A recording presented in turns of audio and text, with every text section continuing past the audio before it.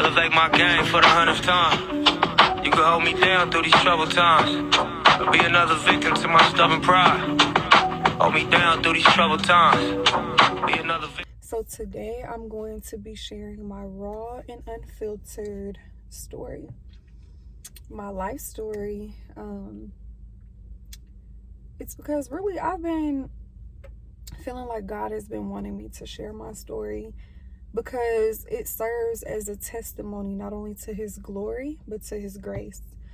So yes, I literally just got out of my class and I'm like, you know what, if I'm gonna keep procrastinating, I'm never gonna listen to what he's been telling me. So let me just go ahead and do what he's been asking me to do. So it's so hot out here in Texas, y'all. But anyway, let me go ahead and get started. So my story starts off in Little Rock, Arkansas. My mom had me in Little Rock at St. Vincent. I was born September the 1st, 1997. So I am 28 years old currently. And immediately from birth, I experienced one of my first tribulations. When I was born with a rare health issue called pyloric stenosis. Now, this is when the stomach does not fully develop in an infant, which creates an issue for digestion. So I think around 3 months, I had already been projectile vomiting all of the formula that my mom and my family was giving me, and I could not keep anything down. So my face started sinking in. I was just malnourished. So my mom kept taking me to the hospital, and they kept telling her nothing's wrong with her, but it's just probably the formula, you need to switch it up, blah blah blah. Now mind you, I did find out later on that I am allergic to dairy, so milk, cheese, all of that.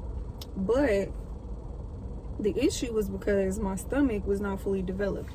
So all the milk that I was consuming was not going through my system.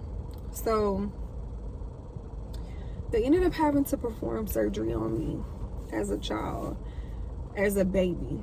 And at the time, my mom and dad were like heavily on drugs. So, and she was pretty young when she had me. And at that time, she would leave me and my little sister with family members and friends, you know, during the time period where she was out doing her thing. And at one point in my life, I think it was around 4 years old, someone ended up calling DHS on us. And we got taken away, me and my younger sister. She's 2 years younger than me. So we got taken away and we went to foster care. So I'm not exactly sure how long we stayed in foster care, but we were transferred from house to house. So maybe about 3 different families had taken us in. And one of those families actually, she was really, really, really abusive. I remember the foster lady's name and everything, but she used to do like terrible things. She used to bang on the doors. She would lock me into the closet, bang on the doors. She would turn the light off from the outside and just like make these weird, scary noises and all type of stuff. Like, she was just really weird. But anyways, my aunt ends up getting custody of us later on. I think it may have been like a year or two into us being in the custody of the state. So my aunt gets custody of me and my sister. And while we're in her care, we end up moving to Texas. I think it was Tyler, Texas. She was married. She ends up having to move back because she found out that her husband at the time was on drugs. She also had her own children. I think she had 3 at the time, and she was young. She was probably about like 24, 25. So she not only took on me and my sister, but she had her own children. And we ended up having to move back to Little Rock, Arkansas. I think maybe a year or so. And I remember I took like, I think I was in pre-K at the time, because I did go to one school. It was Rice Elementary. I remember that. But anyways,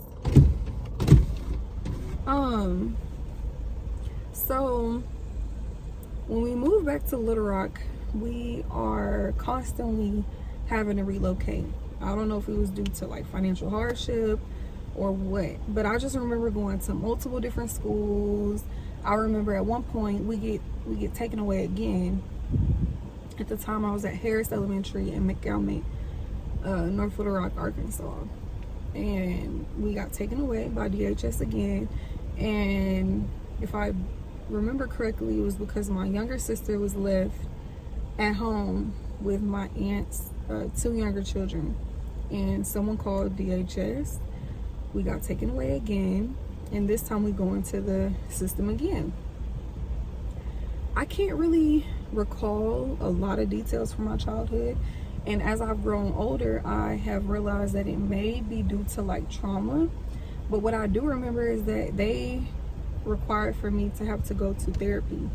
And the therapist explained to my aunt later on that I had emotional like detachment issues from, I think it was possibly from like constantly seeing my mom and her not having the capacity to be able to raise us. But when I'm seeing her, it's like, okay, I want to go with you, I want to spend time with you, but she's not able to be, you know, stable for us at the time because she's on drugs. So I had to be the stronger person for my younger sister. And even throughout foster care and whatnot, they never separated us, thank God.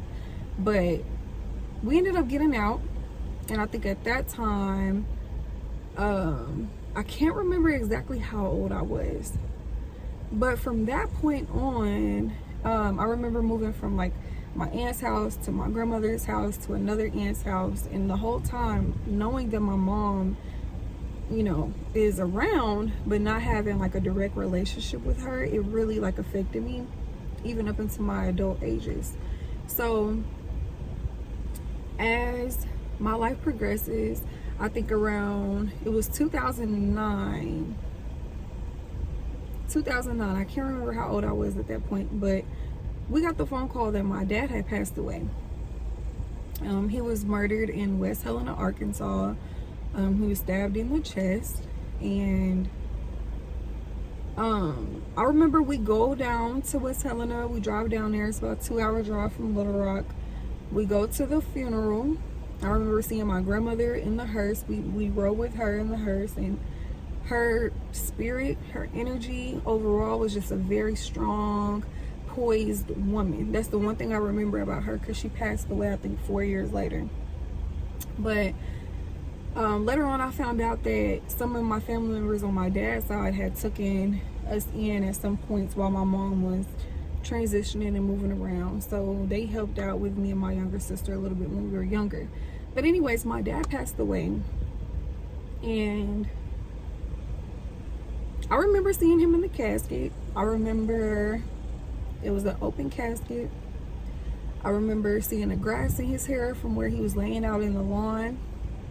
And all I can remember is just tears falling down my face, running down my face. I can't remember exactly how old I was, but that was a really, really traumatic event for me. And so I think a couple years later, I around the age of 9 years old, I remember experiencing sexual assault by my aunt's boyfriend. And at the time, there would be moments where I would be sent to the store with him. It was like probably a 5-minute drive right down the street.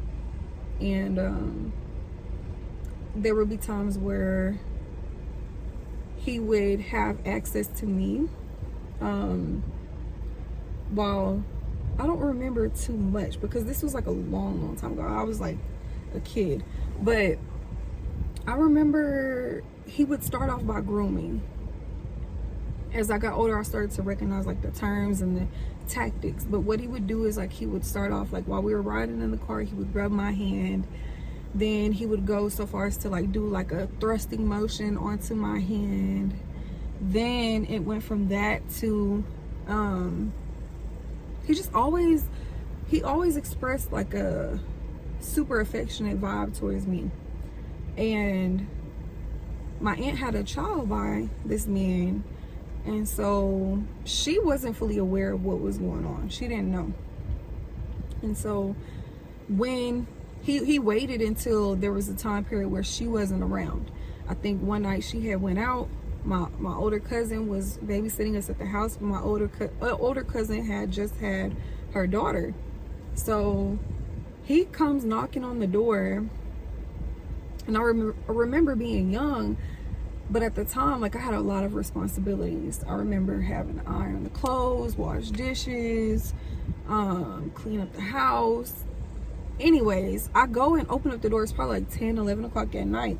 Well, my aunt's gone, and he comes in the house. I remember smelling the alcohol in his breath. I was young, but I don't know how I knew that smell. It was just very distinct.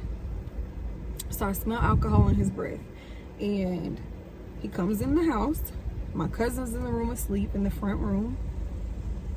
I go back to lay down with my sister and I think my cousin, and he follows me into the room. He assaults me there. And when that happens,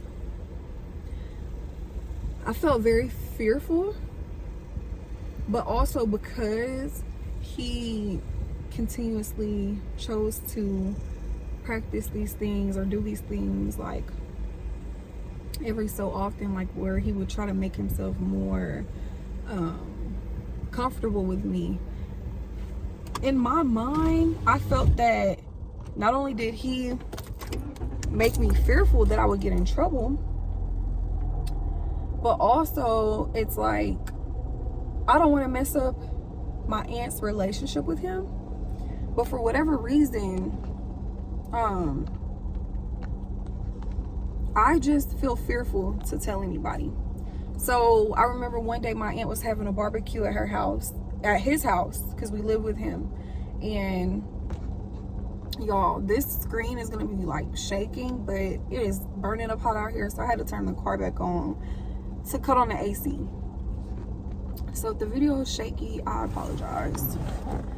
I gotta figure out what's going on with this car. So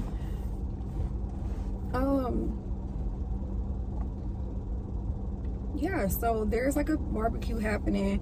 My aunt invites her friends, and her friends have kids that are my age, young women, young girls. And I just remember telling them like, hey, whatever you do, don't go close to that man. Don't be near him. Don't walk close to him. Like, he's really, really bad. But I don't exactly explain like why I'm saying this. But I have a cousin, and me and her were kind of like best friends. So I remember her coming to the party, and I tell her what happens, and I'm like, can you please promise you won't tell anyone? Because I felt not only shamed, but I felt like I would get in trouble. I don't know. I don't understand the logic behind this. Mind you, I'm a kid. So anyways, he's just walking around the party like nothing happened. And my cousin ends up telling her mom. On the way home, my aunt, my cousin's mom, she's like, hey, like Adriana and Autumn have been really distant, and like, I don't know, I'm kind of worried about them. And then my cousin just, you know, tells her like, hey, Adriana told me this. My aunt stops the car in the middle of the freeway. She turns around, she gets off on the exit and comes back to my aunt's house, where we're at the barbecue still. I'm inside the house, and she pulls me out in front of everybody. My grandmother's there, my family's there, my aunt's co-workers are there, and she's like, I'm gonna ask you one time and one time only, did he touch you? And I say yes. And then the whole crowd goes into like this uproar.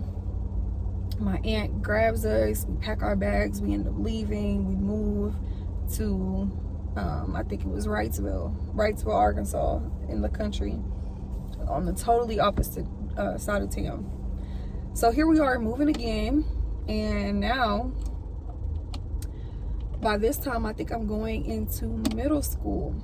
And so this spurs like this whole thing of like depression, because I remember being so young, but at the same time I'm listening to rock music. I have other aunts, they had a big influence on me, because when I lived with my grandmother, they were there and they listened to rock music. And so I'm listening to this rock music, I'm writing down these lyrics, and I'm writing them in a notebook, and then I'm stealing my aunt's cigarettes, and I'm just like depressed. And so I write these lyrics down to this one song, and it's basically talking about suicide. So I write this down in a notebook, and my aunt finds it. She's like, what's wrong with you? What's going on with you? I'm like, it's just lyrics. It's just lyrics. But at that time period, I don't know how to express myself, because we never brought this attention. We never brought this situation up to the authorities. I never got therapy for it. It was kind of like swept under the rug. And so I didn't know how to process or cope with like what happened to me.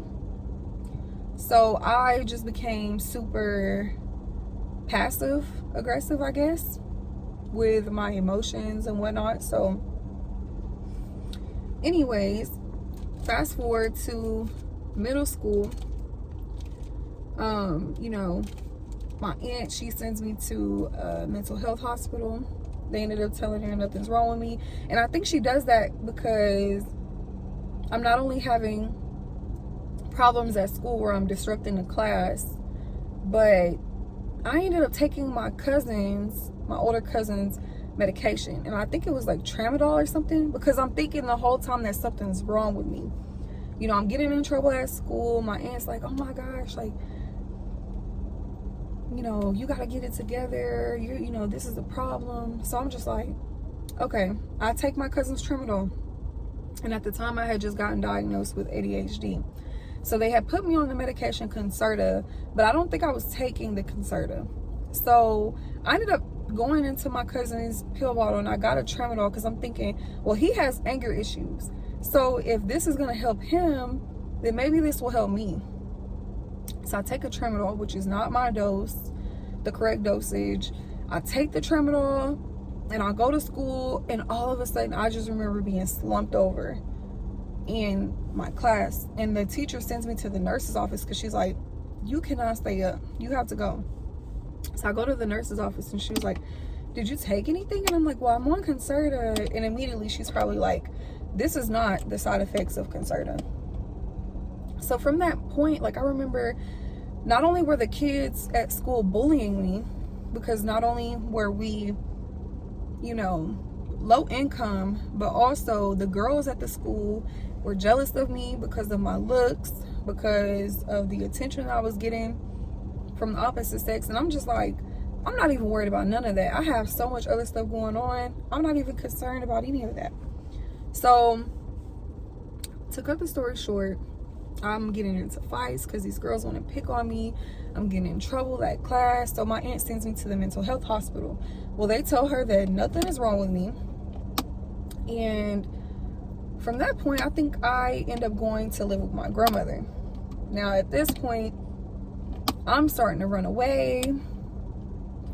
And I can't remember too many details. I just know that I just started to rebel. I started to rebel a lot. And as I grow older, at the time, my aunt let me stay with my grandmother. She let me and my sister go stay with my grandmother for the summer. Well, when my aunt comes to pick us back up after the summer's over, she's like, do you want to come home or do you want to stay with your grandma? I tell her that I want to stay with her, but my sister wants to stay with my grandmother. And I think it was because my grandmother is a little bit more lenient but she wasn't financially stable. So my sister wanted to stay with her for the freedom, because my aunt was very strict, but she had financial stability. So in my opinion, it's like, I want to be with you. My sister ended up staying with my grandmother. So I go back with my aunt, and somehow I end up moving in with my another aunt, the same one who goes and pulls me out of the party to confront my other aunt's boyfriend at the time about what happened. So I'm staying with this aunt now. She also has a drug problem. I remember being younger, being in hotels while she's doing dates with her tricks. We're having to hide in the bathroom. There's been times where, she was the aunt that, even though she had a drug problem, her kids stayed with her. But my mom didn't allow for us to see her in that type of state. She always would disassociate. So with this aunt I'm living with now, she still has the drug problem, but she still made sure that she was functional enough to take care of her kids, to a point where it's like, okay, I'm not gonna let y'all go with nobody else, because she's paranoid. Like, she's been through a lot. She's been raped, she's been abused, so she was not going. So what she would do is she would go and panhandle, and some days she would let us stay out of school so she can panhandle to get the empathy of whoever she's asking, and they would give us food, gas, money. She would take the money and she would go give it to her dealer for the drugs. So we weren't actually getting the food or the support or the help that they were giving to us as children. She was taking it and going to buy drugs with it. So as I was at Dunbar Elementary. So this is like 7th grade. At that time, I'm at a new school. I don't know anybody, constantly having to move from school to school. And my cousin and I come up with this game plan. So she's at a school where she can get access to drugs. I am at a school where, we're in the same neighborhood. So this is like Dunbar and Central High School. So anyways, cut the story short, I end up getting some weed and pills. And we start serving, and I ended up getting in trouble because a group of girls who were jealous of me at the school ends up telling the teacher that I'm selling the drugs, but they're not realizing that I'm selling them because we don't have food at the house, and I'm wearing the same clothes to school every day. So we're literally selling the drugs so that we can make a profit to be able to survive. But as a child, I'm thinking with that type of logic, out of survival mode, not with the logic of, oh, this is something that's wrong. So cutting the story short, because I have to go to class, from that point, I get expelled from school. I get put on probation. I get sent to alternative school. I go to alternative school. I get into like a fight there because these two sisters want to jump me because I'm sticking up for this younger girl that they're bullying. I get out of there, go to high school, and all throughout high school, I think 9th grade, I actually started working at the Boys and Girls Club at 13 in the concession stand. And not only was I working, but then I think I got my permit to drive at 14. So 9th grade, 10th grade, 11th grade, and 12th grade, I was working. I started working at an Asian restaurant right across the street from the mall, down the street from the high school. I would walk to work, and then I saved up enough money to go half with my aunt. At this time, I moved back with the aunt I was with originally. And so I saved up enough money to go half with her on a vehicle. We go and buy my first car, which is a box Chevy. And it only had one owner. It was like a 1985 box Chevy, and we go half. Well, I have the car. I'm driving back and forth to school. Mind you, if I'm not at work, I'm at school. And if I'm not at school, I'm at home. I'm not going to games. I'm not going to parties. I'm not going out to go kick it. I'm literally going to work and to school. But at this time period, my mom has started to sober up. So she's wanting to come back around and be, more consistent in my life. And I had resentment for her growing up. So at one point I'm like, hey, like, you know, let me forgive her. Let me try to get closer to her. So at the time she's having issues because she had 10 children. So she's having stomach issues. She's had like hernia. So she's having to have surgery on her stomach. Well, she has a doctor's appointment one day and she's living with my aunt at this time period. So she's like, hey, take me to this doctor's appointment. I'm like, okay, you know, this is my mom. Like, why would I not take her? Well, my aunt gets upset at the time because I didn't let her know exactly where I was going. And I didn't tell her that I was taking my mom to the hospital. So she gets upset with me and frustrated, more so because of the principal. But at the time I'm thinking like, wow, like I'm trying to get close to my mom, like, and you're just gonna take my car? So she takes the car. And at that point I'm like, I think I'm like 16. I'm like, forget this, I'm finna run away. So I sneak out the bathroom window. I run away. I go stay with some friends. And from this point on, she takes the car. She sells it to one of her friend's sons. And he's on drugs at the time. And I didn't realize. So I go back to him and I'm paying him. And I'm literally getting tickets to where I'm showing him. Or I have proof that I'm paying him. Receipts. And he's on Roxy's. So he is on pills at the time. So I'm not knowing this because I'm young, and I'm like, bro, like, let me just get the car back. He ends up not giving me the car back. At this point, I go get emancipated from the court, and at 17, I am able to prove that I can provide for myself. You know, I'm in 11th grade. I think I'm in 12th grade at this point, but yeah, so I get emancipated, which means that I'm legally seen by the courts as an adult, even though I am a minor, and I'm able to go get an apartment, sign whatever documents, whatever paperwork I need at the age of 17. So from there, I go to my aunt's best friend and I get her baby dad's number because he has a house in the middle of the hood and they just moved out. It's a 3-bedroom house.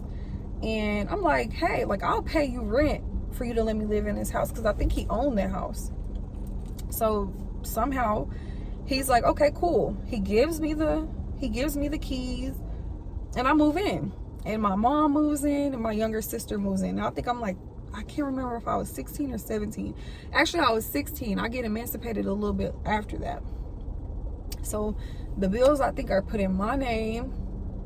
And by the time my mom moves in, she brings her boyfriend. And her boyfriend is like kind of encouraging her to stay off of drugs.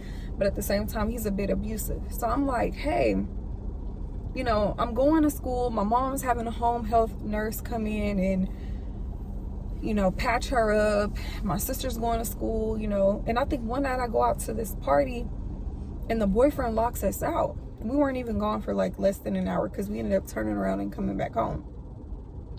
Well, the boyfriend locks us out. So I'm trying to kick the door and I'm like, bro, let us in the house. Like, what are you doing? Like, I'm paying the bills here. Y'all are not paying nothing here.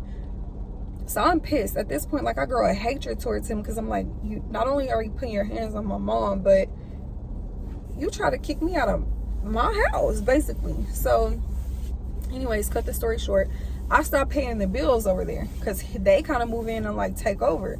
So my sister is still staying there, but I ended up going with my boyfriend at the time. He lived like a couple blocks down. So I'm going to his house, taking showers over there at his grandmother's. He lived with his grandmother at the time. And R.I.P. Tony, him and his mom had passed away a couple years ago. But that was like my first relationship, and it turned out to be a little bit abusive.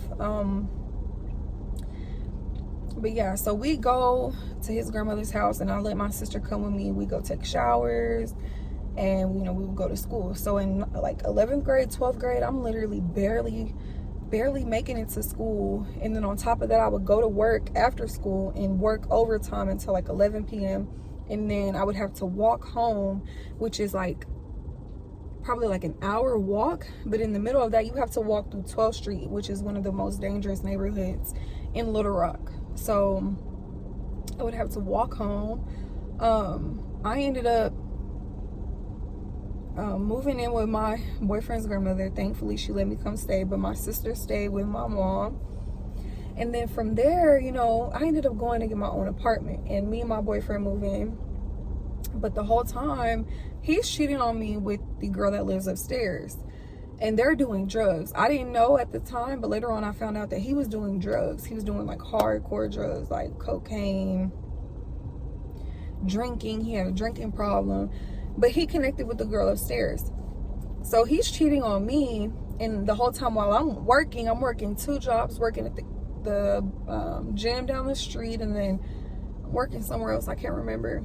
But also I'm in school, so I'm in beauty school at this point. When I graduate high school, I go straight to cosmetology school, and I already had credits because I took a VOTEC vocational school credit in high school. So I'm going to school every day, and he's up messing with the girl upstairs. So we get into it one day because he thinks that I'm out cheating, and I'm literally at work.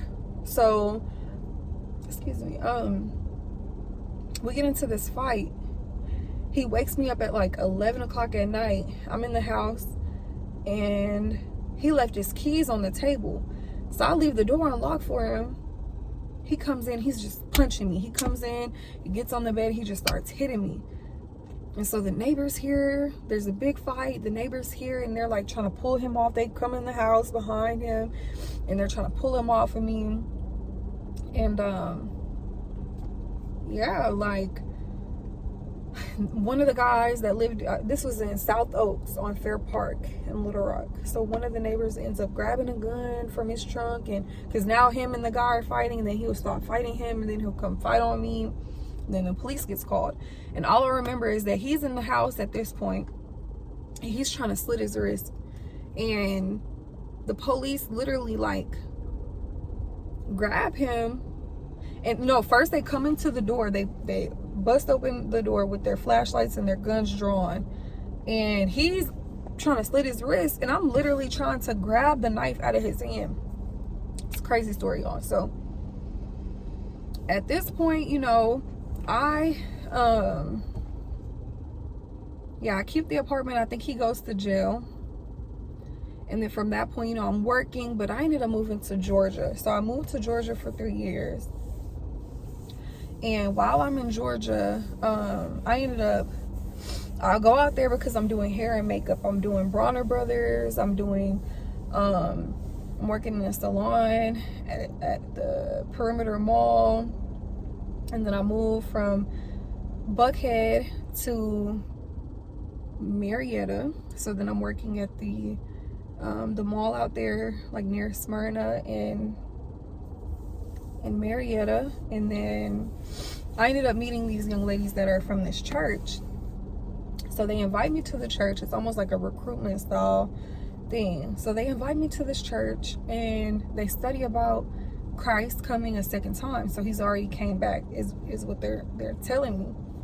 So of course I'm like, yo, if he's already come back, I'm definitely gonna need I need to get right. So I go to the church, I get baptized, and I'm there for literally like 10 years. So I ended up losing my job because, you know, they tell us to go to church on Saturday, but Saturday is the most busiest day at the company I'm working for at this time. So I ended up losing my job. I lose my car, I lose my living situation, and I'm going to this church. So I'm there for literally 10 years. My children are baptized in this church and everything. And come to find out later on, actually about 2 months ago, I found out that it was a cult. And so, yeah, this is gonna be part 1 of the story. So this is up until the age of probably like 20 years old. I'm gonna start this again. I'm gonna do a part 2 because I gotta get to class, guys. So let me go ahead and get this uploaded, and hopefully you guys stay tuned for part 2. If you guys have any questions, let me know. But if you have not already, please subscribe to my channel and like or comment on this video. I'm trying to increase my followers and go ahead and get my community together. But thank you guys so much for listening today. I'm gonna go ahead and get to class because I think I'm late. But I hope y'all have an amazing day, and I'll talk to you soon. Bye.